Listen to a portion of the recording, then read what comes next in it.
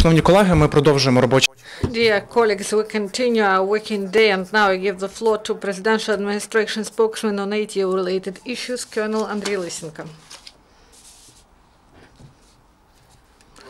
Good afternoon, dear colleagues. Now to your attention is the information about the events in the ATO area during the last 24 hours. In Lugansk area, the enemy violated ceasefire twice. This happened in Lopaskine and Novozvanovka. Both shellings were short-term. In the Donetsk area, despite overall decrease in the military actions, during the last 24 hours, the militants repeatedly opened fire along the front line of Avdiivka, Zaitsevo, and Neversky. This happened between 8 till 10 in the morning and between 5 and till 8 in the evening, both during the day and at night. Also, in the evening, it was tense in Lugansk. There, the enemy shellings lasted for 2 hours. At that, the enemy used APCs and snipers. On the whole, during the last 24 hours, in the Donetsk area, there were 21 enemy shellings, 8 with the use of heavy weapons. Mariupol area.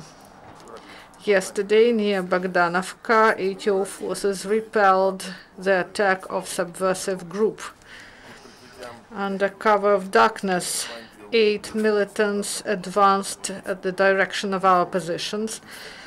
When they approached at the distance of about 500 meters, that started firing.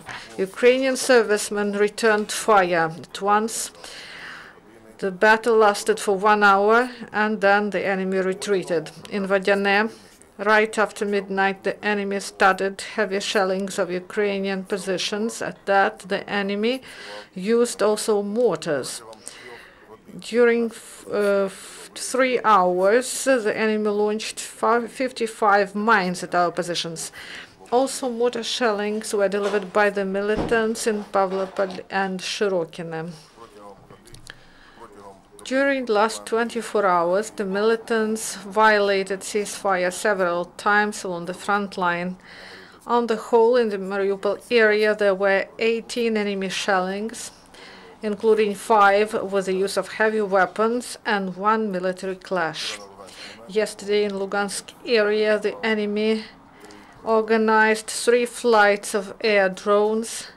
Also, according to the information of military intelligence, in the western suburbs of Gorlovka, they recorded the activity of 2 modern Russian radio reconnaissance complexes that are called Zupak-1.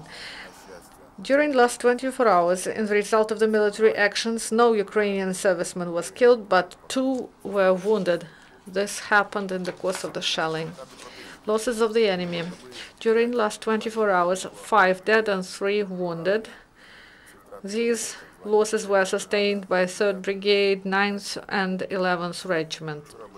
Yesterday, the militants from reconnaissance company of so-called 11th Regiment deployed in Makiivka of Russian occupation forces refused to follow order of their commander to carry out battle reconnaissance. They were threatened with summary execution, but they prevented it. They killed the commander of reconnaissance regiment, who was a Russian officer.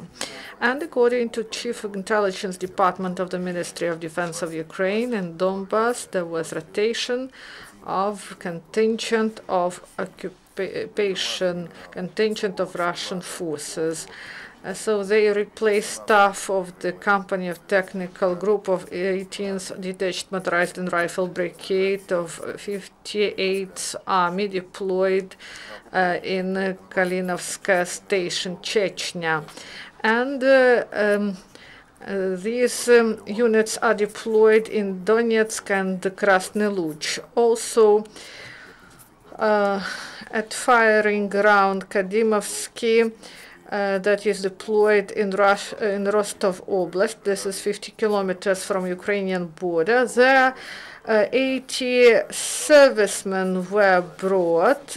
These are the special forces that are usually deployed in Taliati, and soon they will be sent to Donetsk for rotation of the same brigade. We would like to remind you that that is the 3rd Brigade of the Chief Intelligence Department, where Yerefiev and Alexandrov, Russian military men, served, who were detained by our military men in May 2015. Kryvyi Guardsman detained an ally of DPR in Volnovakha. As it was found, he was on the wanted list as a suspect.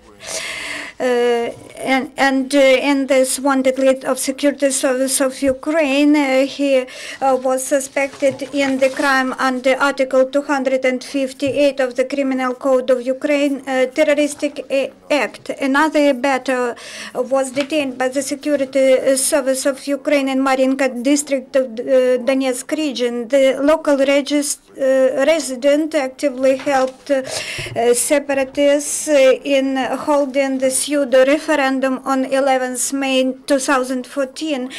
He constructed checkpoints